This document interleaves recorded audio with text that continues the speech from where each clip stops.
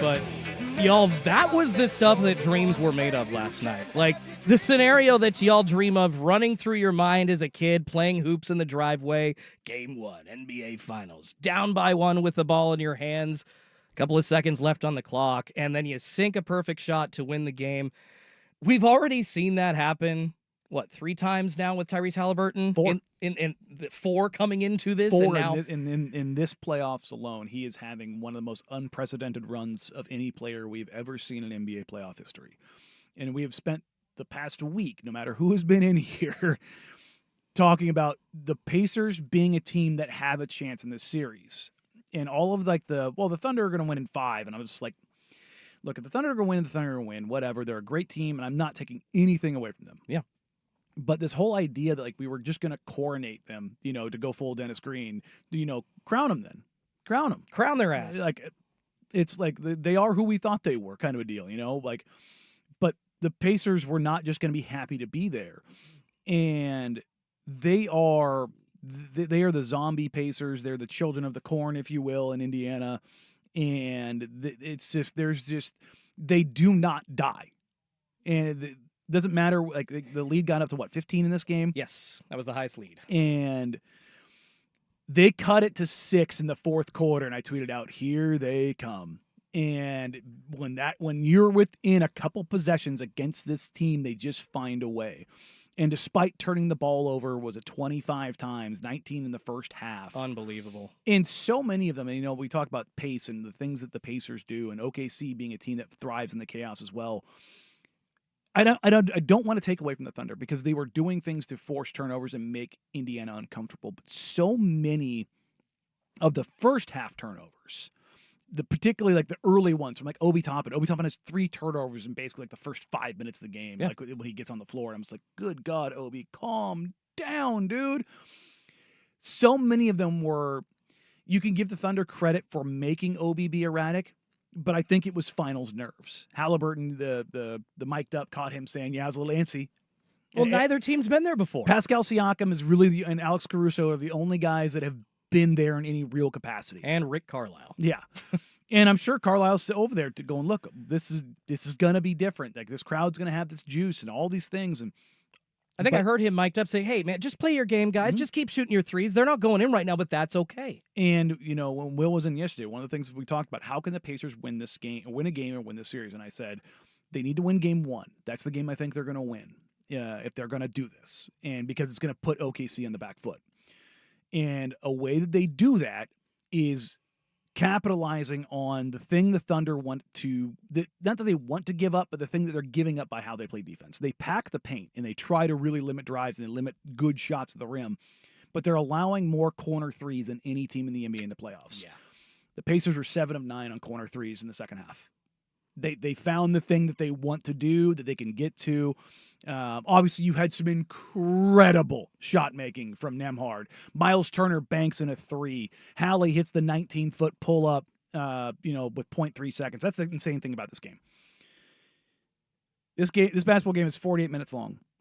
For 47 minutes, 59.7 seconds, the Oklahoma City Thunder led the game. The Pacers led the game for 0.3 seconds. It's all they needed, but it's just unbelievable to actually, they had that game, the Thunder did in a Ziploc bag for 3.5 quarters, essentially. I mean, it wasn't a huge lead, but they never ran away, which is what the Thunder have done to teams. They just, once they get that lead, it's 10, it's 12, it's 15, it's 20, it's 25, and oh, this is over. With the Pacers, that's just not the case. They just find a way, and, we talk about all these turnovers, and watching that game, I'm sitting there, going, they're forcing turnovers. They're not scoring because there's so many dead ball turnovers. And it's not, you're able to get back, set your defense. And for all the talk about how good Oklahoma City Thunder's defense is, and it is very good, not enough people were talking about how good the Pacers have been playing defense. Yeah. The Pacers defensively last night, you take a look at what they were able to do. You just kind of go quarter by quarter. Yeah, it's a 29-20 first quarter, but you had, how many turnovers did they have in the first quarter? Was it 14? It was, I believe, 13 or 14, and then, 5 or 6 more, 19 total in the The next quarter, 28-25. The next quarter, 31-28. The next quarter, 35-25. You know what the Thunder did not have one of? A single 30-point quarter. The number 3 offense in the NBA. And we talked about this all week, and it's how good the Thunder are. But there's really only one guy for the Thunder who can get and create a shot every single time down the floor. That's SGA. And he's very good at it. And people are kind of being critical, I think, of him tonight, from last night, from taking too many shots. I mean, I feel like that was kind of all Oklahoma City had was SGA getting those looks. The Pacers were going to say, we're not going to let the other guys. And that was the discussion we had yesterday. Which version do the Pacers go with?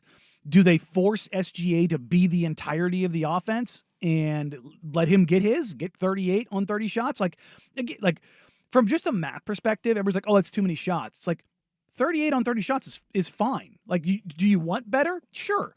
But you're averaging more than a point per possession on a shot. That's okay. Like, it's not great, but that's okay when you're talking about a volume guy. But nobody else shows up for him last night. Nobody else with any consistency. Chet was bad. I mean, he only played 23 minutes. And actually, really quickly, Mark Daigneault only using him 23 minutes. Isaiah Hartenstein, not that much more than him, or possibly even a little bit less. Like, it makes me wonder why you didn't interchange two of your best weapons, especially on the defensive end. Was it because you have that comfortable enough lead to where you don't think you have to make a difference or a change to make a difference on what's happening in the court? That was the other thing we kind of talked about this week, was traditionally, as the playoffs go on, teams get bigger. They play bigger lineups. The Thunder kind of buck that trend and they play smaller. Now they came in with the first adjustment before the game even starts. Cason Wallace gets the start. So okay, that's how they're gonna go about this. Wallace is a hell of a defender. He's probably a better, more consistent offensive option than Caruso.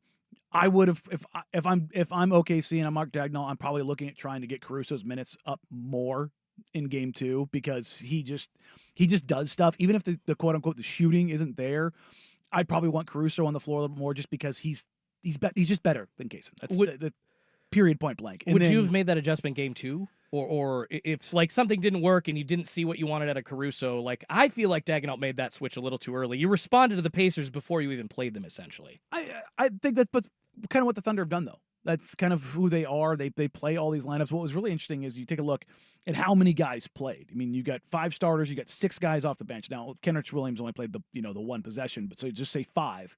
So they went 10 deep. Meanwhile, the Pacers go 10 deep in an NBA Finals in game 1.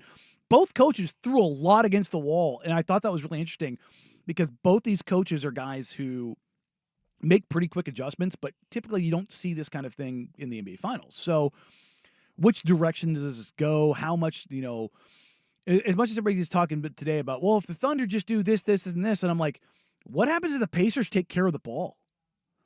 Is this even a game? Do the Pacers run them out of the building if they take care of the ball? I mean, nobody's taking care of the ball, though, against Oklahoma City. But are you going to turn it over 25 times? This is a team that does not turn the ball over.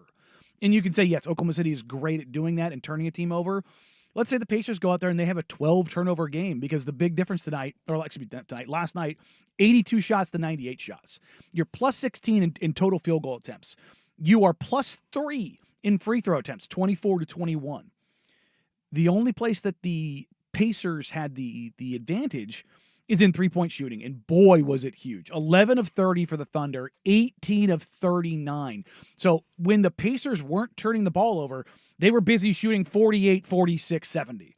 Meanwhile, the Thunder, even with all those additional possessions, shoot under 40% from the field, under 37% from the three-point line with lesser volume, but being more efficient at the free throw line. So if you give the Pacers back 10 possessions here, and you continue the way they were shooting, this game's a blowout. So as much as everybody's sitting there like, oh, if you're OKC, you've got to be like, you're not happy with the loss, but you just go, hey, look, we just got to capitalize on those points off turnovers.